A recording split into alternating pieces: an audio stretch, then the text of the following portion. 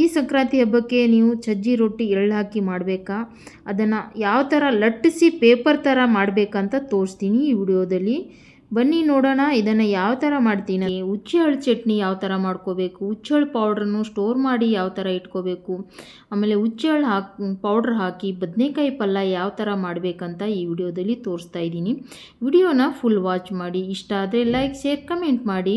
ಇಲ್ಲಿ ನೋಡಿ, ನಾನು ಸಜ್ಜಿ ರೊಟ್ಟಿ ಜೊತೆ ಹುಚ್ಚೆಳ್ಳು ಪೌಡ್ರ್ ಹಾಕಿ ಬದನೆಕಾಯಿ ಪಲ್ಯ ಮಾಡಿದ್ದೀನಿ. ಆಮೇಲೆ ಹುಚ್ಚೆಳ್ಳು ಪೌಡ್ರು ಯಾವ ಥರ ಮಾಡಬೇಕು, ನಾನು ಮಾಡಿರೋದೇ ಒಂಥರ ಮೆಥಡಿ, ತುಂಬ ಡಿಫ್ರೆಂಟ್ ಆಗಿದೆ. ಇದನ್ನು ಒಂದು ಸಾರಿ ನೀವು ಟ್ರೈ ಮಾಡಿದ್ರೆ ಇದನ್ನೇ ಮಾಡ್ಕೊಂಡು ತಿಂತಾ ಇರ್ತೀರ, ಅಷ್ಟು ಚೆನ್ನಾಗಿ ಈ ಹುಚ್ಚೆಳ್ಳು ಚಟ್ನಿ ಪೌಡ್ರನ್ನ ಮಾಡ್ಕೋಬೋದು. ಬನ್ನಿ ಮೊದಲಿಗೆ ನಾವು ಹುಚ್ಚೆಳ್ಳು ಚಟ್ನಿ ಪೌಡ್ರನ್ನ ಯಾವ ಥರ ಮಾಡಬೇಕಂತ ತೋರಿಸ್ತೀನಿ ನೋಡಿ.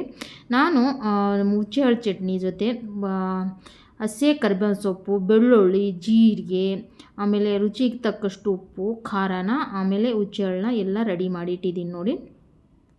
ಇದು ನಂದು ಹುಚ್ಚೆಳ್ಳು ಎಷ್ಟು 200 ಗ್ರಾಮ್ ಅಷ್ಟು ನಂದು ಹುಚ್ಚೆಳ್ಳು ಇದೆ. ಅದನ್ನು ಲೋ ಫ್ಲೇಮಲ್ಲೇ ನಾವು ನೀಟಾಗಿ ಇದನ್ನು ಹುರ್ಕೋಬೇಕು. ಇಲ್ಲೇ ಇರುತ್ತೆ ನೋಡಿ ಮೇನು ನಮಗೆ ಪ್ರೊಸೆಸ್. ಇದು ತುಂಬ ಇದು ಟಫ್ ಇರುತ್ತೆ ನಮಗೆ. ಹುಚ್ಚೆಳ್ಳು ಹುರಿಯುವಾಗ ನಾವು ಸ್ವಲ್ಪ ಹಸಿ ಇದ್ದರೆ ಟೇಸ್ಟ್ ಬರಲ್ಲ ನಮಗೆ ಹುಚ್ಚೆಳ್ಳು ಚಟ್ನಿ. ಆಮೇಲೆ ಜಾಸ್ತಿ ಸೀಸ್ಬಿಟ್ರೆ ಸುಟ್ಬಿಟ್ರೆ ಕೈ ಬಂದ್ಬಿಡುತ್ತೆ. ಇಲ್ಲೇ ಮೇನು ನೀವು ನಿಧಾನಕ್ಕೆ ಇದನ್ನು ರೋಸ್ಟ್ ಮಾಡ್ಕೋಬೇಕು. ಇದರಲ್ಲೇ ನಾನು ಏನು ಮಾಡಿದೆ ಅಂದರೆ ಸ್ವಲ್ಪ 2 ಟೇಬಲ್ ಅಷ್ಟು ಆಗುವಷ್ಟು ಜೀರಿಗೆ ಪೌಡ್ರನ್ನ ಹಾಕ್ಕೊಂಡಿದ್ದೀನಿ. ಆಮೇಲೆ 1 ಮುಟ್ಟಿಗೆ ಅಷ್ಟು ಇದಕ್ಕೆ ನಾನು ಕರಿಬೇವಿನ ಸೊಪ್ಪು ಹಾಕಿ ಈ ಥರ ರೋಸ್ಟ್ ಮಾಡ್ಕೋತಾ ಇದ್ದೀನಿ. ನೋಡಿದ್ರೆ ಗೊತ್ತಾಗ್ತಿದೆ ಅಲ್ವಾ, ಅದು ಕೈಯಿಂದ ಹಿಂಗೆ ಪೌಡ್ರ್ ಆಗ್ತಿದೆ. ಕರಿಬೇವು ಸೊಪ್ಪು ಫುಲ್ಲು ರೋಸ್ಟ್ ಆಗಿದೆ. ಇದನ್ನು ತಣ್ಣಗಾಗೋಕ್ಕೆ ನಾವು ಒಂದು ಪ್ಲೇಟಲ್ಲಿ ತೆಗೆದು ಇಟ್ಕೊಳ್ಳೋಣ. ನೋಡಿ, ಇದೇ ಥರ ನೀವು ಮಾಡ್ಕೊಳ್ಳಿ. ಯಾವ ಥರ ಆಗಿತ್ತು ನಿಮ್ಮ ಮನೇಲಿ ಅಂತ ತೋರಿಸಿ ಕಮೆಂಟ್ ಮಾಡಿ ನನಗೆ. ತುಂಬ ಚೆನ್ನಾಗಾಗುತ್ತೆ ಕರಿಬೇವು ಸೊಪ್ಪು. ಆಮೇಲೆ ಇದ್ರ ಜೊತೆ ಜೀರಿಗೆ ಹಾಕಿರ್ತೀವಲ್ಲ, ಎಷ್ಟು ರುಚಿಯಾಗಿರುತ್ತಂದರೆ ಏನು ಹೇಳೋಂಗಿಲ್ಲ, ಅಷ್ಟು ಟೇಸ್ಟ್ ಇರುತ್ತೆ. ನಾನು ಅದು ರುಬ್ಬಿರೋ ವಿಡಿಯೋ ಸ್ಕಿಪ್ ಆಗಿದೆ. ಅದನ್ನು ನೀವು ಈ ಥರ ಮಿಕ್ಸಿ ಜಾರಲ್ಲಿ ಪಲ್ಸ್ ಮೋಡಲ್ಲಿ ಹಾಕಿ ಇದನ್ನು ರುಬ್ಕೋಬೇಕು. ಅದ್ರ ಜೊತೆ ಎಲ್ಲ ಮಿಕ್ಸ್ ಮಾಡ್ಕೋಬೇಕು. ಏನಂದರೆ ಖಾರ, ಉಪ್ಪು, ಜೀರಿಗೆ, ಕರಿಬೇವು ಸೊಪ್ಪೆಲ್ಲ ಮಿಕ್ಸ್ ಆಗಿತ್ತು. ಖಾರ, ಉಪ್ಪು ಹಾಕಿ, ಬೆಳ್ಳುಳ್ಳಿ ಹಾಕಿ, ಸ್ವಲ್ಪ ಹಾಕಿ ಪಲ್ಸ್ ಮೋಡಲ್ಲಿ ನೀವು ತಿರುಗಿಸ್ಕೊಂಡು ಈ ಥರ ಚಟ್ನಿನ ಮಾಡ್ಕೋಬೋದು.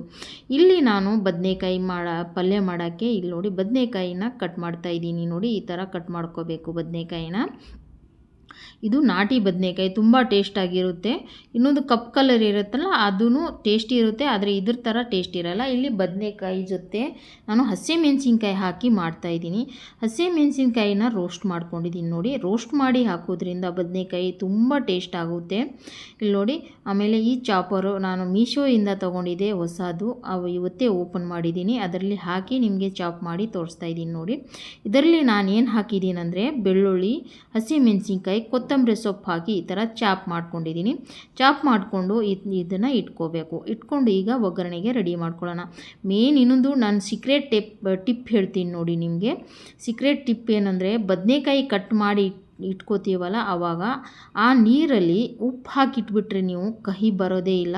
ಆಮೇಲೆ ಬದನೆಕಾಯಿ ಕಪ್ ಕಲರ್ ಬರಲ್ಲ. ಆ ಟಿಪ್ನ ನೀವು ಯೂಸ್ ಮಾಡ್ಕೊಳ್ಳಿ. ಆಮೇಲೆ ನನಗೆ ಹೇಳಿ ಯಾವ ಥರ ಅನ್ನಿಸ್ತು ಅಂತ. ಆಮೇಲೆ ಇಲ್ಲಿ ಒಗ್ಗರಣೆಗೆ ಎಣ್ಣೆ ಹಾಕ್ಕೊಂಡು ಸಾಸಿವೆ, ಜೀರಿಗೆ, ಅದಕ್ಕೆ ಈರುಳ್ಳಿನ ಮೀಡಿಯಮ್ ಸೈಜ್ ಕಟ್ ಮಾಡಿ, ಹಸಿ ಕರಿಬೇವು ಸೊಪ್ಪನ್ನ ಹಾಕಿ ಎಲ್ಲ ಫ್ರೈ ಮಾಡಿ, ಇದಕ್ಕೆ ಬೆಳ್ಳುಳ್ಳಿ, ಆಮೇಲೆ ಹಸಿಮೆಣಸಿನ್ಕಾಯಿ, ಕೊತ್ತಂಬರಿ ಸೊಪ್ಪನ್ನ ನಾನು ಚಾಪ್ ಮಾಡಿದ್ನಲ್ಲ ಅದನ್ನು ಹಾಕಿ ಬಾಡಿಸ್ಕೊಂಡು ಹಾಕ್ಬಿಟ್ಟು ಇದಕ್ಕೆ ಬದನೆಕಾಯಿ ಕಟ್ ಮಾಡಿ ಇಟ್ಟಿದ್ನಲ್ಲ ಅದನ್ನು ಹಾಕಿದ್ದು ನೋಡಿ. ಎಷ್ಟೊತ್ತಾಯಿತು ನಾನು ಬದನೆಕಾಯಿ ಕಟ್ ಮಾಡಿ ಇಟ್ಟಿದ್ದೀನಿ, ಒಂಚೂರು ಕಲರ್ ಚೇಂಜ್ ಆಗಿಲ್ಲ. ಆಮೇಲೆ ಎಲ್ಲ ಕಪ್ ಕಲರು ಉಪ್ಪು ನೀರಲ್ಲೇ ಇರುತ್ತೆ, ನಿಮ್ಗೆ ತೋರಿಸ್ತೀನಿ. ಆಮೇಲೆ ಇದಕ್ಕೆ ಅರಿಶಿನ ಹಾಕ್ಕೊಂಡಿದ್ದೀನಿ. ಅರಿಶಿನ ಹಾಕ್ಕೊಂಡು ಮೇಲಿಂದ ಟೊಮಾಟೋನ ಕಟ್ ಮಾಡಿ ಹಾಕೋತಾ ಇದ್ದೀನಿ ನೋಡಿ. ಇದನ್ನು ನೀಟಾಗಿ ನಾವು ಮಿಕ್ಸ್ ಮಾಡ್ಕೋಬೇಕು. ಆಮೇಲೆ ಇದಕ್ಕೆ ಹುಚ್ಚೆಳ್ಳು ಪೌಡ್ರನ್ನ ಹಾಕ್ಕೊಂಡಿದ್ದೀನಿ. ಉಪ್ಪು ಹಾಕಿದ್ದೀನಿ, ಸ್ಕಿಪ್ ಆಗಿದೆ, ನೀವು ಉಪ್ಪು ಹಾಕ್ಕೊಂಡು ಮಾಡ್ಕೊಳ್ಳಿ. ಆಮೇಲೆ ಹುಚ್ಚೆಳ್ಳು ಚಟ್ನಿ ಪೌಡ್ರನ್ನ ಹಾಕಿ ಇದನ್ನು ಇಟ್ಕೊಂಡಿದ್ದೀನಿ ನೋಡಿ. ಲೋ ಫ್ಲೇಮಲ್ಲೇ ಇದನ್ನು ಮುಚ್ಚಿ ನಾವು ಬೇಯಿಸಬೇಕು. ಚೆನ್ನಾಗಿ. ಇದು ಬೇಯ್ತಾ ಇರುತ್ತೆ, ಅಷ್ಟರಲ್ಲಿ ನಾವು ಸಜ್ಜಿ ರೊಟ್ಟಿ ಯಾವ ಥರ ಮಾಡಬೇಕಂತ ತೋರಿಸ್ತೀನಿ ಬನ್ನಿ. ಇಲ್ಲಿ ನೋಡಿ, ಸಜ್ಜಿ ರೊಟ್ಟಿನ 2 ಕಪ್ಪಷ್ಟು ಹಿಟ್ಟು ತಗೊಂಡಿದ್ದೀನಿ. ಈ ಹಿಟ್ಟಲ್ಲಿ ನಾವು ಆಲ್ರೆಡಿ ಜೀರಿಗೆ, ಆಮೇಲೆ ಅರಿಶಿನ ಎಲ್ಲ ಉಪ್ಪು ಹಾಕಿ ನಾವು ಮಿಲ್ ಮಾಡಿಸ್ಕೊಂಡು ಬಂದಿರ್ತೀವಿ. ಆದರೆ ನಿಮ್ಗೆ ತೋರ್ಸೋಕ್ಕೋಸ್ಕರ ನಾನು ಬಿಸಿ ನೀರಲ್ಲಿ ಒಂದು ಸ್ವಲ್ಪ ಅರಿಶಿನ ಹಾಕಿ ಈ ಥರ ಹಿಟ್ಟನ್ನ ಕಲಿಸ್ಕೊತಾ ಇದ್ದೀನಿ. ನೋಡಿ, ಈ ಥರ ನಾನು ಮಾಡಿರೋ ಥರನೇ ಮಾಡ್ಕೊಳ್ಳಿ. ಇಲ್ಲ ಅಂದರೆ ಹಿಟ್ಟು ತುಂಬ ಇದು ಸಜ್ಜೆ ರೊಟ್ಟಿ ಮಾಡುವಾಗ ಕಟ್ಟಾಗ್ತಾ ಇರುತ್ತೆ. ಇದ್ರದ್ದೇ ಮೇನ್ ಹಿಟ್ಟು ಕಲಿಸೋದು ಬಿಸಿ ನೀರಲ್ಲಿ ಚೆನ್ನಾಗಿ ನಾವು ಹಿಟ್ಟನ್ನ ಕಲಿಸ್ಕೋಬೇಕು. ಈ ಥರ ಹಾಕಿಬಿಟ್ಟು ಇಲ್ಲಿ ನೋಡಿ, ಕಪ್ಪು ಎಳ್ಳು ತೊಗೊಂಡಿದ್ದೀನಿ. ನಿಮ್ಮ ಮನೇಲಿ ವೈಟ್ ಇದ್ದರೆ ವೈಟ್ ತೊಗೊಳ್ಳಿ, ಇಲ್ಲ ಕಪ್ಪಿದ್ದರೆ ಕಪ್ ತೊಗೊಳ್ಳಿ. ಕಪ್ ಅಂದರೆ ಈ ಸಜ್ಜಿ ರೊಟ್ಟಿ ಮೇಲೆ ಚೆನ್ನಾಗಿ ಕಾಣುತ್ತೆ ಅಂತ ನಾನು ಕಪ್ ಎಳ್ಳು ತೊಗೊಂಡಿದ್ದೀನಿ. ಈ ಥರ ನಾನು ಎರಡೂ ಕಡೆನ ಡೀಪ್ ಮಾಡಿ ಎಳ್ಳಲ್ಲಿ ಇದನ್ನು ಗೋಲ್ ಗೋಲ್ ಮಾಡಿಕೊಂಡು ರೊಟ್ಟಿನ ಮೊದಲು ಸ್ವಲ್ಪ ತಟ್ಕೊಂಡು ಇದನ್ನು ಲಟ್ಟಿಸ್ಕೋತೀನಿ. ನೋಡಿ, ಲಟ್ಟಿಸ್ಕೊಂಡು ಒಬ್ಬೊಬ್ಬರಿಗೆ ಲಟ್ಸೋಕ್ಕೆ ತುಂಬ ಕಷ್ಟ ಅಂತ ಹೇಳ್ತಾರೆ. ಆದರೆ ನನಗೆ ಕಷ್ಟ ಏನೂ ಇಲ್ಲ, ತುಂಬ ತೆಳ್ಳಗಾಗುತ್ತೆ ರೊಟ್ಟಿ. ನಿಮ್ಗೆ ತೋರಿಸ್ತಾ ಇದ್ದೀನಿ ನೋಡಿ. ಈ ಥರ ಒಂದು ಸಾರಿ ಟ್ರೈ ಮಾಡಿ. ಈ ಸಂಕ್ರಾಂತಿ ಹಬ್ಬಕ್ಕೆ ಮಾಡ್ಕೊತೀನಿ. ಯಾವ ಥರ ಅನ್ನಿಸ್ತು ಅಂತ ಕಮೆಂಟಲ್ಲಿ ತಿಳಿಸಿ. ಆಮೇಲೆ ವಿಡಿಯೋ ಇಷ್ಟ ಆದರೆ ಲೈಕ್, ಶೇರ್, ಕಮೆಂಟ್ ಮಾಡಿ. ಪೇಜ್ನ ಫಾಲೋ ಮಾಡ್ಕೊಳ್ಳಿ. ಯೂಟ್ಯೂಬಲ್ಲಿ ನೋಡ್ತಾಯಿದ್ರೆ ಯೂಟ್ಯೂಬ್ ಚಾನಲ್ನ ಸಬ್ಸ್ಕ್ರೈಬ್ ಮಾಡ್ಕೊಳ್ಳಿ. ಇನ್ಸ್ಟಾಲ್ಲಿ ನೋಡ್ತಾಯಿದ್ರೆ ಇನ್ಸ್ಟಾಗ್ರಾಮ್ನ ಫಾಲೋ ಮಾಡ್ಕೊಳ್ಳಿ. ಇಲ್ಲಿ ನೋಡಿ, ಈ ಥರ ನಾನು ಎಲ್ಲ ರೊಟ್ಟಿನ ಮಾಡಿ ಮೇಲ್ಗಡೆ ನೀರು ಹಚ್ಚಿಬಿಟ್ಟು ಇದನ್ನು ಬೇಯಿಸ್ಕೋಬೇಕು. ಆಮೇಲೆ ಹಂಚು ಮೇಲೇ ಇದನ್ನು ನೀಟಾಗಿ ನಾವು ರೋಸ್ಟ್ ಮಾಡಬೇಕು. ಊರ ಕಡೆ ಅಂದರೆ ಒಲೆ ಇರುತ್ತೆ, ಒಲೆ ಕೆಂಡದಲ್ಲಿ ಈ ರೊಟ್ಟಿನ ರೋಸ್ಟ್ ಮಾಡ್ತಾರೆ. ಇಲ್ಲಿ ನಮ್ಗೆ ಸಿಟಿಯಲ್ಲಿ ಇದನ್ನು ಯಾವ ಥರ ಮಾಡಬೇಕಂತ ತೋರಿಸ್ತಾ ಇದ್ದೀನಿ ನೋಡಿ. ಈ ಥರ ನೀವು ಹಂಚು ಮೇಲೇ ರೋಸ್ಟ್ ಮಾಡಿಕೊಂಡ್ರೆ ಅದೇ ಫ್ಲೇವರ್ ಸಿಗುತ್ತೆ, ನಾವು ಕೆಂಡದಲ್ಲಿ ಮಾಡಿರ್ತೀವಲ್ಲ ಆ ಥರ.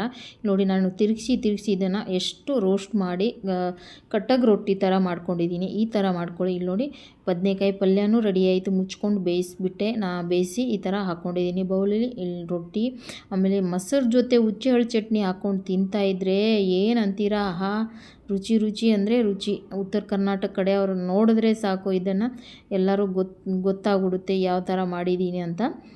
ನಿಮಗೆ ಇಷ್ಟ ಆದರೆ ಲೈಕ್, ಶೇರ್, ಕಮೆಂಟ್ ಮಾಡಿ. ಈ ಥರ ನಾವು ಮಾಡಿಕೊಂಡು ನಾವು ಈ ಸಂಕ್ರಾಂತಿ ಹಬ್ಬಕ್ಕೆ ತಿನ್ಕೋಬೋದು ನೀವು. ಆಮೇಲೆ ಹುಚ್ಚೆಹಳ್ಳು ಚಟ್ನಿ ಇದು ನೋಡಿ, ನಾನು ಇದು ರೋಸ್ಟ್ ಡ್ರೈ ಪೌಡ್ರ್, ಇದು ಮೊಸರು ಜೊತೆ ತಿನ್ನೋಕ್ಕೆ. ಅದರಲ್ಲಿ ವಿತೌಟ್ ಏನು ಮಸಾಲೆ, ಯಾವುದು ಖಾರ ಇಲ್ಲ, ಉಪ್ಪಿಲ್ಲ, ಅದನ್ನು ರುಬ್ಬಿ ಈ ಥರ ಇಟ್ಕೊಂಡ್ರೆ ಯಾವುದೇ ಪಲ್ಯಕ್ಕೆ ಯೂಸ್ ಮಾಡ್ಕೋಬೋದು. Bye thank you.